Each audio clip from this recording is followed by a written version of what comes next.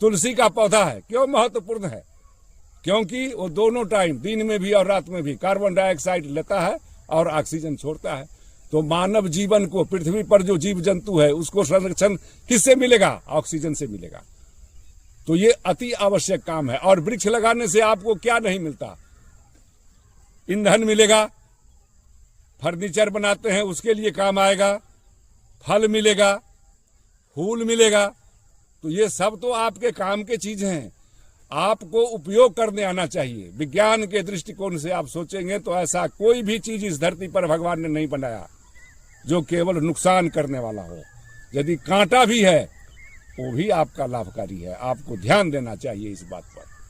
हर आदमी को इस बात पर विचार करना चाहिए।